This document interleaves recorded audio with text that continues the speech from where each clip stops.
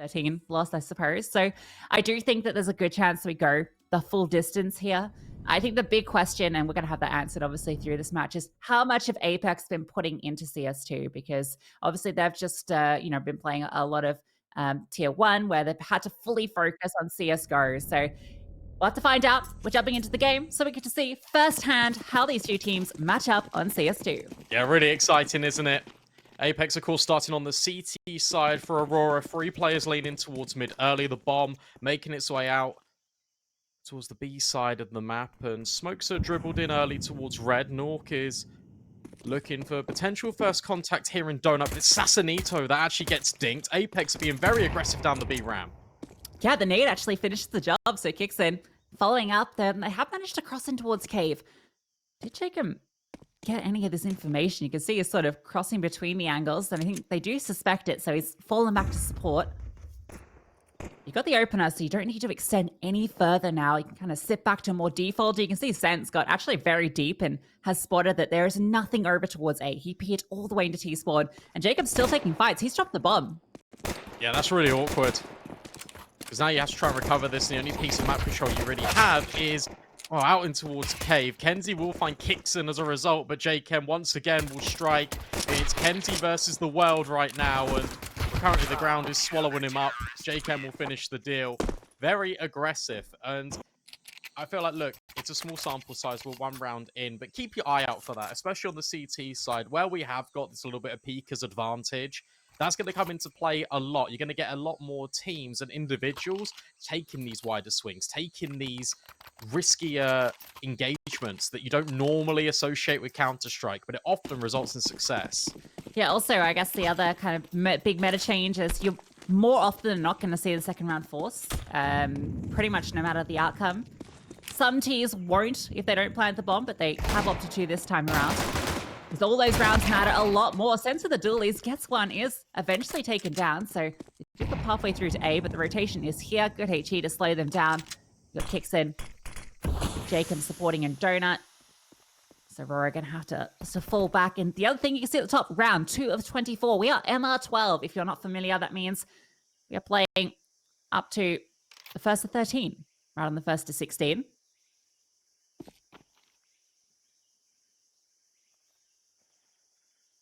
It often makes for, obviously, faster games, but also the tempo of the games is often increased.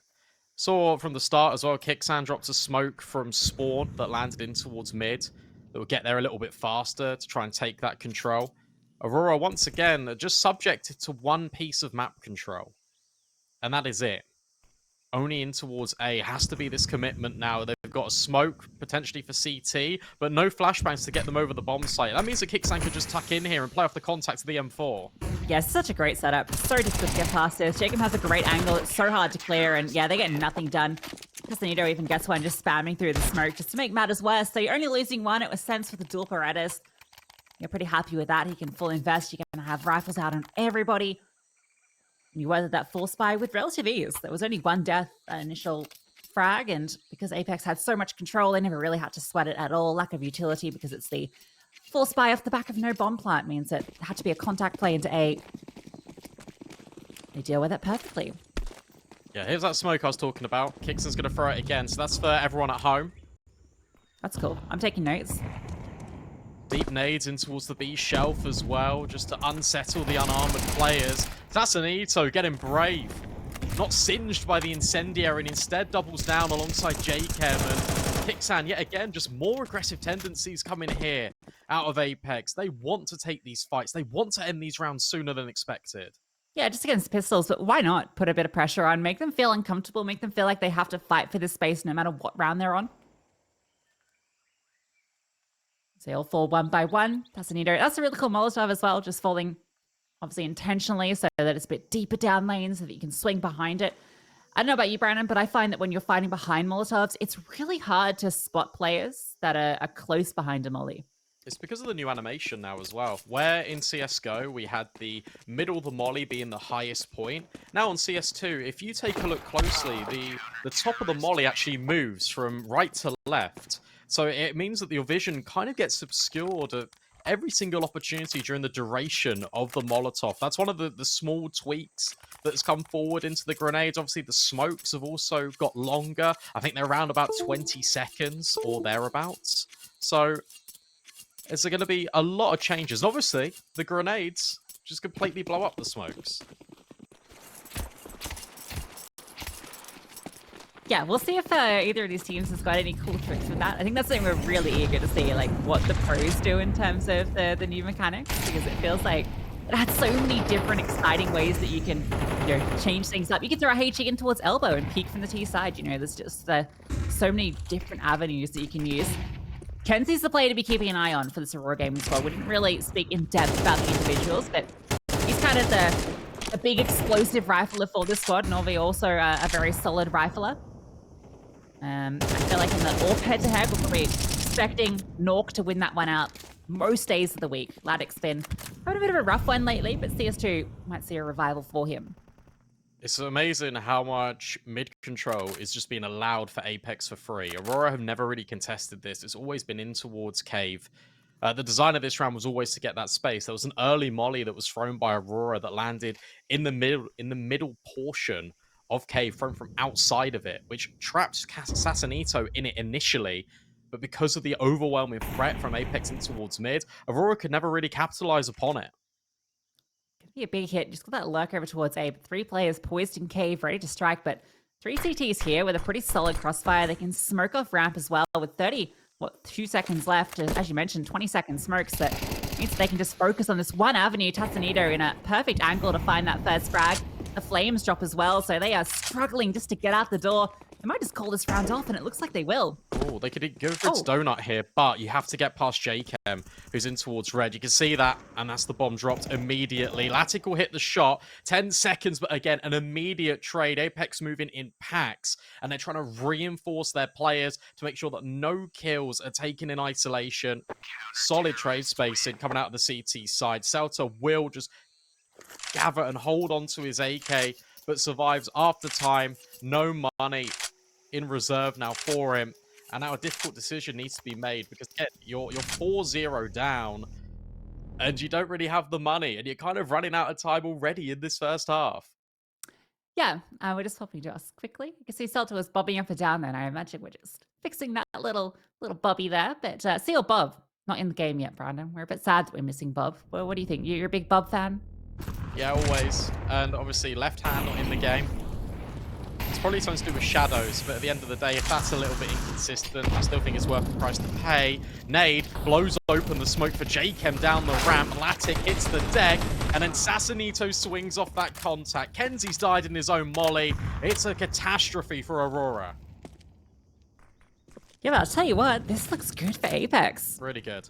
I was kind of favoring Aurora in this match. I think we both were, just because of the momentum they've been on, the amount of grinding they've been doing. Now, I know we're only 5 rounds in, but Apeks are looking very zoned in here in CS2, and it's a great thing to see. I think what's interesting as well, and we can talk about it now that the action is dying down a bit, is I remember when Anubis first got adopted, and there were these Twitter threads, and there were constant videos about different grenades that could be thrown, the timings on the CTs getting to certain locations alongside the Ts. Who was doing all of those comparisons? Well, it was Miffa, Apex's newly promoted coach. So he's a nerd, and it's good to see, because that's exactly the kind of coach you need coming into the transition for CS2. One that is going to spend the hours kind of locked in and zoned into all of these key micro details. And when you've got very good riflers, such as JChem, such as Sassanito, that can get aggressive and can swing, and then you've got the reliability of Nork, Kixan as well is known for fragging, as well as being an in-game leader. It makes sense, but I didn't think it would happen this quickly, which is what I'm most impressed about. Yeah, North's not even been needed yet. He might be True. now, though. He's solo over at A currently, and everyone from Aurora is ready for the fight. But look at the swarming of the minimap. Everyone's coming on over.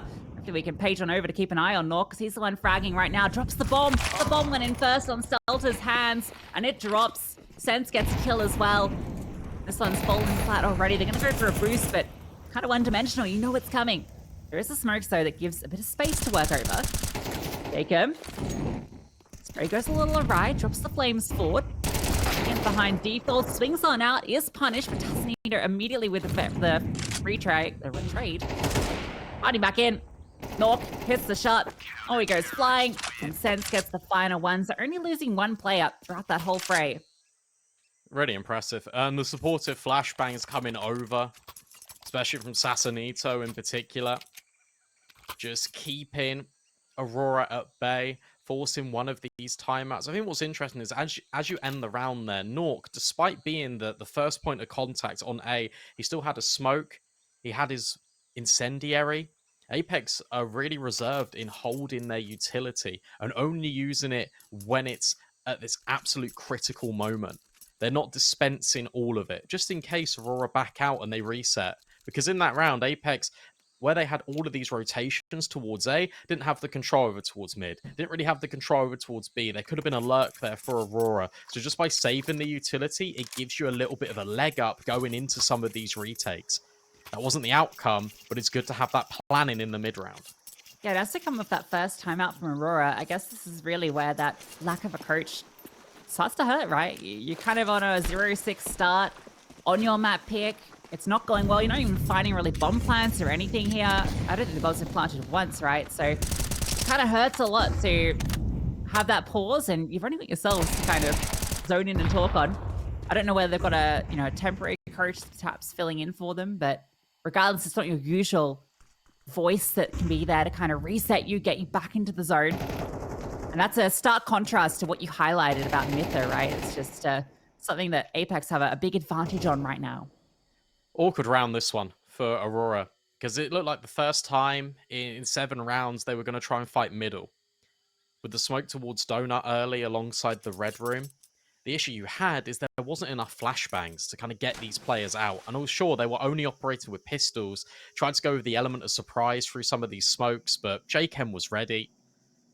And when you're in that weapon disadvantage, the utility is what normally is going to power you through, but obviously by taking the half investment, it gets a little bit awkward. And now you've shown to Apeks, or this is how we look to take mid. We smoke Donut, we smoke red, and we're probably going to throw flashbangs over the top, and if we had the money for an incendiary, it would probably go in towards the cubby.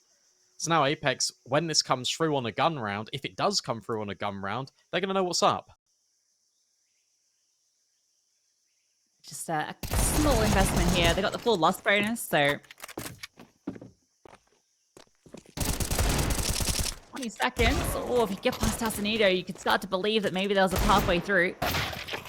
Kind of want to die here if you're Ladix, so that you can avoid that AWP in the next round, because that's been what he's been saving up for. But a 7-0 start for Apeks means that, well, Brandon, they've already won out the half. You don't need 8 anymore. 7 does the trick. Yeah, new maths. We don't struggle with it at all, though. We are spot on. We are. And if you want to know the conversion from MR15 to MR12, you're looking at around about 80%. So, I won't do the maths, but Apeks is closer. It's closer to like 9 or 10 right now. You're thinking first to 16 terms. This one's going to be a B hit with a boost up. It's not the AWP that's actually elevated. It's an AK because there's no AWP in play right now for Aurora. Latic wanted to prioritize the utility, and Norway gets involved. And finally, we start to see the same Aurora that I thought was going to be a little bit more prevalent here in the series. That double from Lucky, that's enough. Jacobson a 1 versus 3. He has a good timing on this fight. No, he doesn't. He's been spotted. Celta lurking out towards mid, finds it. So a contact play up towards the ramp. Trades are actually even initially. Apeks able to find 2 back after losing those initial 2 kills, but Lucky comes through with a crucial double, his first 2 kills, and makes them super impactful. Aurora take the round with 3 alive as well. Very important. We're finally getting on the board. Now, I don't really know where Ancient sits in terms of... I guess we don't really know where the CS2 maps in general sit in terms of this TCT divide, but definitely feels like a map that you should be able to get a decent amount of T rounds on. And look at this speed from Norway. It just explodes onto the site. Kickson goes flying, doesn't know what hit him. And that's with the kill coming through mid as well, so Aurora have so much space to work with. Another can settle things down in this mid-round. Look at all the commitment of utility, though. Deep smoke on towards CT that I think is a little bit skewed. the molly in towards short to make sure that no one's there. But Sassanito already on the back lines trying to spam. It's actually an even 2 versus 2 right now on this bomb site, just because Kenzie is so disjointed away from the rest of Aurora. And he's hunting. They don't think that Apeks are going to give this a look in. You know how fragile the economy can be. However, Apeks definitely wants to give it a look. Sassanito takes some more licks. Bomb planted out towards long, but he will still find Norway. Defuse is coming in. Sense blinded.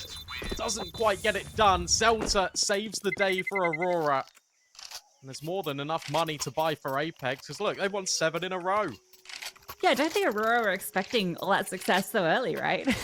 You send out this fast in towards mid and straight up onto B. It's Norway's solo with a bit of util to support him. And he gets that opener, and with all those smokes down, he's just established all that control.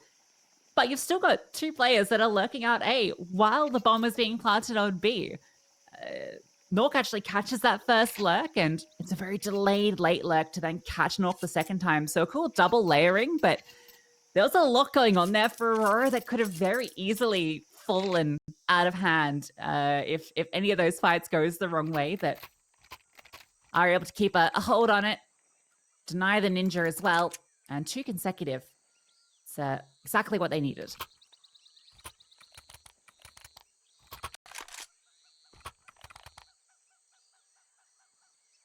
Nork brings back out the AWP. Still yet to see that for Aurora, but to be honest, with these pace changes, I think it'd be a little bit detrimental at the moment. Smokes go in towards, I'd say mid, but no, they fly all the way over. Donut and CT. And again, you're going to get this explosion. Apeks trying to prioritize control towards Cave to deal with the fast place that Aurora have shown over towards ramp, but no, instead, it goes the other way. 40 smokes have been expended on the A bomb site. There was 2 out the gate that went in towards CT and Donut, and then a lurk one was thrown forward to deny the Molotov and then start to fight forward. You can see that's where that fight has taken place. Now they're going to reset towards B. Now, because of that utility used earlier, it's just what Norway has. He's actually in the worst place to have that util, but maybe it doesn't matter. The jiggle on Sassanito. Nork is caught by Lucky as well, and that's B taken. That should be a 3rd round. That's a interesting comment about the amount of smokes used, because they did that literally in the previous round as well over towards B. It's a vast overcommitment, but Aurora think, well, as long as we keep players isolated over towards one side of the map, it means that where we can aggressively swing and we can wide strafe out and split a bomb site, we'll have the numbers to be able to hit the trades. Not the trades were even needed. Really good work by Norway and Lackey. But you're right, it's a very big overcommitment. But I guess it doesn't matter. If Aurora are winning rounds like this, Kenzie finds sense. And if you're Apeks, I'm pretty sure you want to save here, just to guarantee more of a buy into the next. But Sassanito says, well, I can still afford in the next round. Kixan is on the same wavelength. So the buy is probably a little bit more problematic than Aurora thought it was initially going to be. Yeah, Sassanito and Kixan are the ones in charge of doing the work this round on opposite sides of the map. And that makes sense. You can get aggressive. Who's going to do that and take some initial fights and fall back. I think also Tassanito's death in the previous round where he died while he was holding the angle towards Cave is a good example of that Pika's advantage in play. And I think a comment that we're seeing a lot from a few at the pro level is holding angles is very difficult in CS2. Yeah. Because it's very easy just to wide swing onto people and take advantage of that Pika's advantage. I think that was what Tassanito quickly discovered that previous round. Well, he's learnt from his lessons because he finds Norway.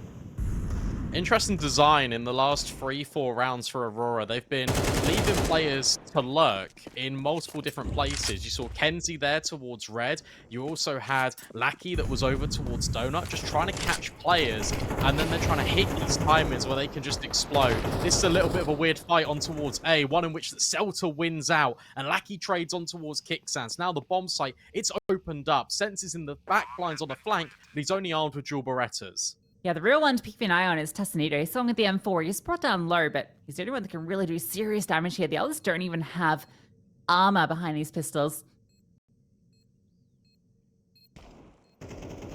They can be used as a bit of bait.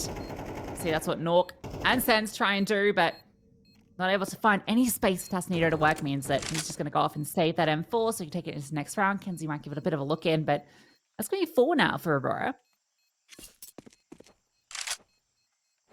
And you can see, I feel like in the early stages, especially the first like 5-6 rounds, it was very much go as a pack in towards one bomb site.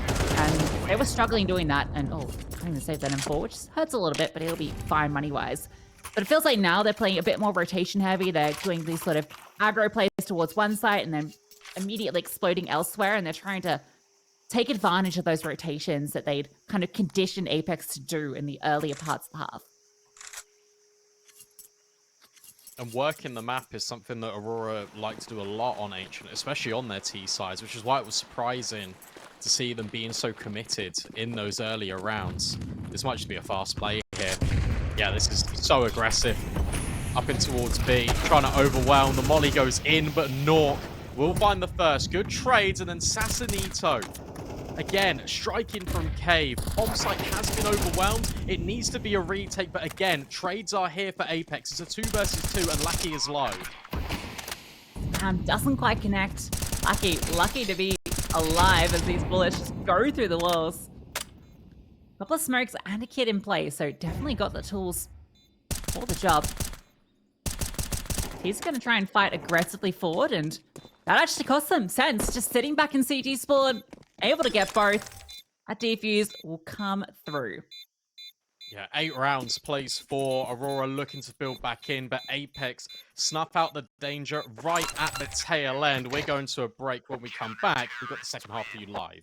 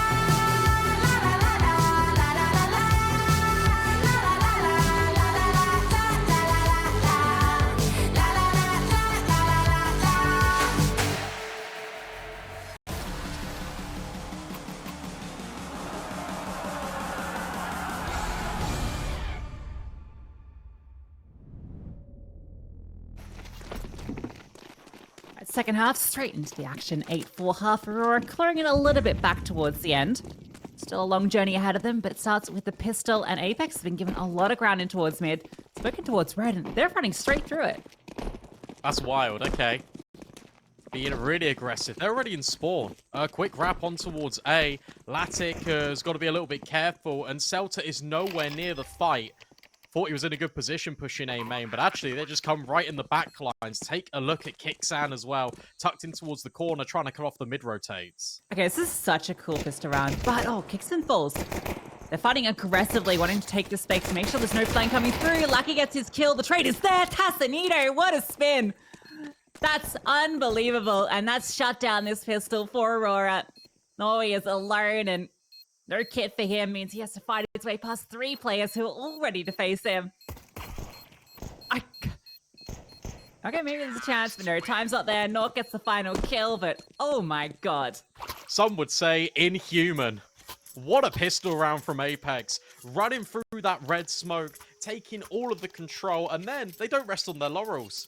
We mentioned that holding angles can be quite difficult in CS2. No, what do they do instead? They take the fights in towards red, in towards B. They're cutting off the rotations before they can even arrive. Retake? What retake? A 9th round already for this T side.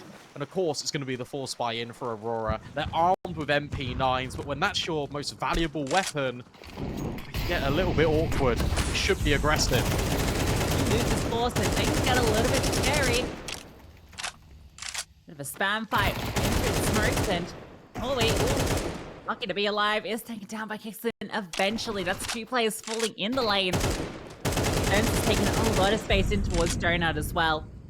They can just wait this util out, and see Celta is getting inquisitive in towards Cave. He falls, and that's B completely open. Jacob finds the kill.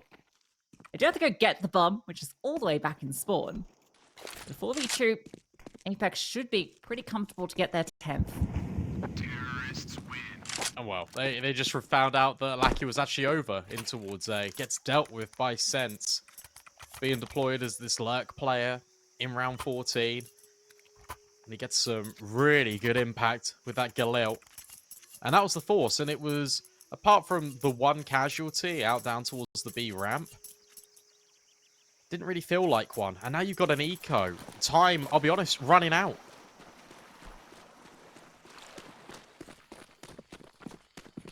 I love that pistol as well. I know we're a little bit past it now, but that was such a cool pistol round from Apeks. Just how are you going to deal with that as USP if you're in red even with the smoke there? They just jump through. So cool. Utilizing that one for sure. Oh, good damage done to the pistol. With the pistol. To the rifle. They're just going to fight their way forward.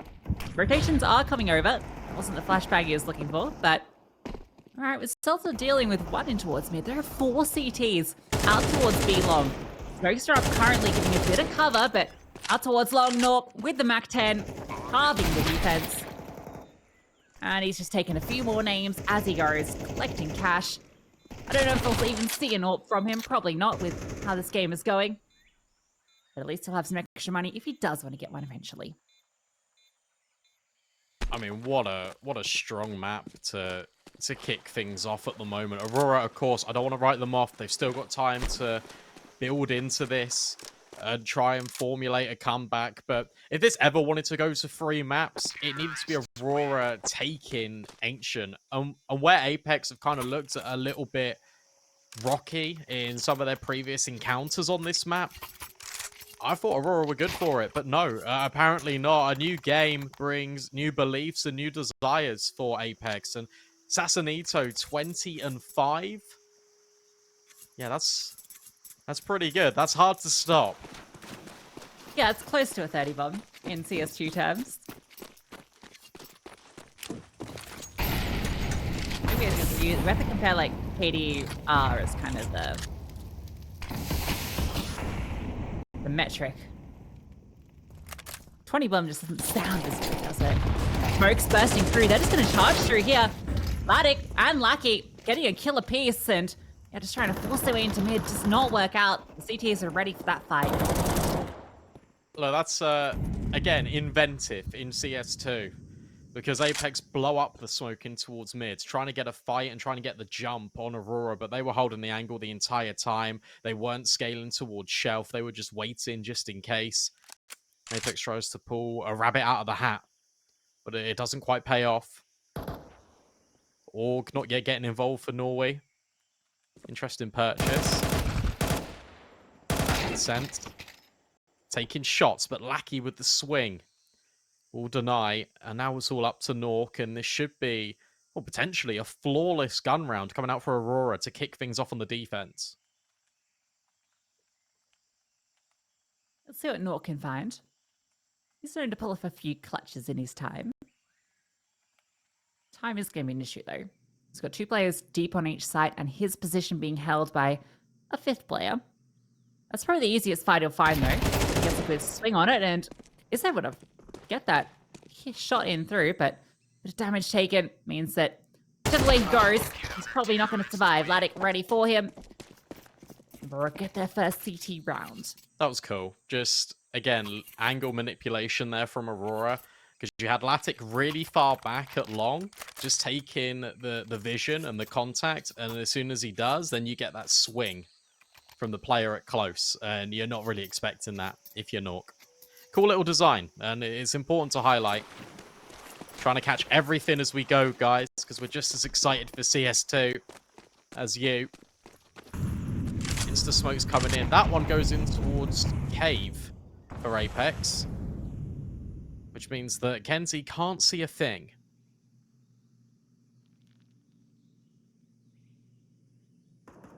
Now, Silto is sitting on this bit of elevated off angle, but his toes are revealed, and they both swing at once. Does a lot of damage on descents. That was the dink coming through with the M4, but with 2 players swinging on you, very difficult to find a fair fight.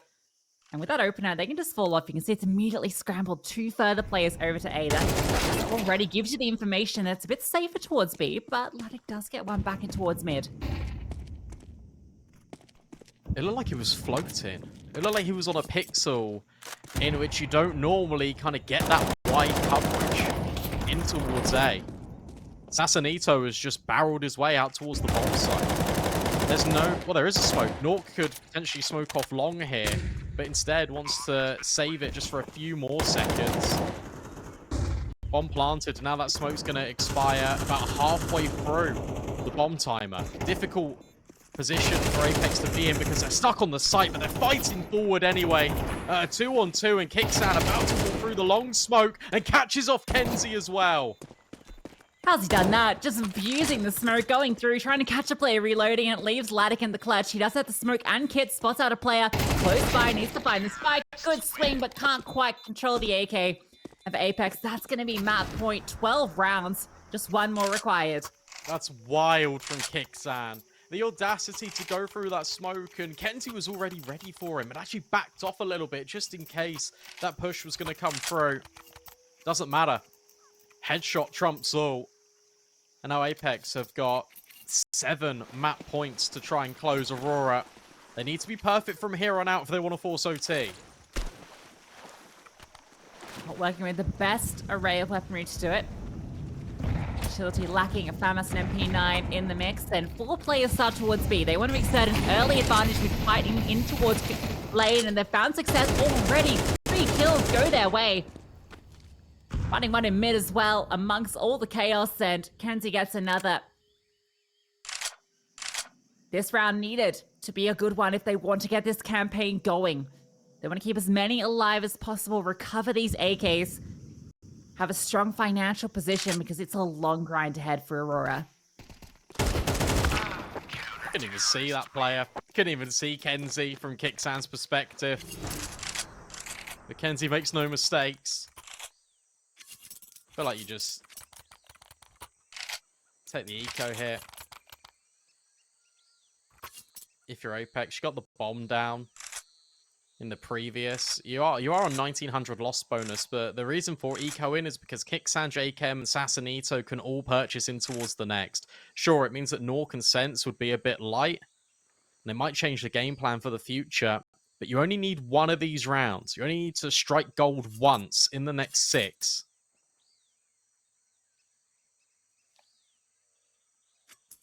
Yeah, it might incentivize you to... Okay, actually, they are going to force. 6 map points to work with, so blame them for it when you can get 3 rifles out, but it does mean it's a little lacking. There's 1 flashbang. So it better be a darn good one. In fact, Sensor's going to rebuy, swap to the dualies instead of the Tech 9, so you can get a second flashbang. That's the importance of that bit of utility. Might be an A hit. Could throw smokes from early outside middle. Potentially. Instead, it looked like it was going to be middle. JKM just resides in this smoke. Lackey thinking about spamming it, but it will be the same commitment with the smokes. Kicksan deals with Celta, and suddenly Apeks are in. Yeah, they've bursted on through. Kicksan getting a massive opener. It's giving them all this space. The bomb can get down. You still have this lurk in mid, but not for long. Lucky is vigilant, finds the kill, but look at these swings. Going as a unit. Kicksan finds another headshot. 4 versus 3. They have to go for this retake, and it has to be now. Kit's on 2 players. There is a bit of utility to work with. One player in towards Donut. The other 2 going to be looping around in towards CT. Lucky finds the first kill. Towards Temple they go. The Flame's going to go forward. That's just going to block off a bit of access. You can see Lucky gets a bit uncomfortable. Kicksan, though, finding all the critical kills, and now he has to find 2 more. Spotted out towards default. The clock is ticking, and the swing is there. Time should be in for the defuse. Ladder going to get it just on the nose. What a crazy retake coming out of Aurora. You've got a player that mollies and it goes a bit shallow and he just starts standing in it. But that inherently creates all of the distraction. You can see that 2 players from Apeks immediately look towards Temple. That allows the CT push to come in and win out the gunfight. Allows space for Donut to come on through. A good retake in the end, and that relegates Apeks back down towards pistols, but they got the bomb plant. That's what they were looking for. And now, whilst it might go 12-8, the next buy, it's going to be critical. And they're in again. Look how fast this is, although Kenzie will shut it down. The swing from Lackey is going to do significant damage and keep Kicksan there at the ramp. Yeah, just the 1 kill coming through. Interesting that Celta is using the AWP as well. He's the A anchor, so not the worst place to send an AWP. Just interesting it's not Latic playing a more impactful rotation-based AWPer, but I guess when you got such strong riflers in play, you want to take these fights, you're better off having the AWP just holding an angle and locking off part of the map.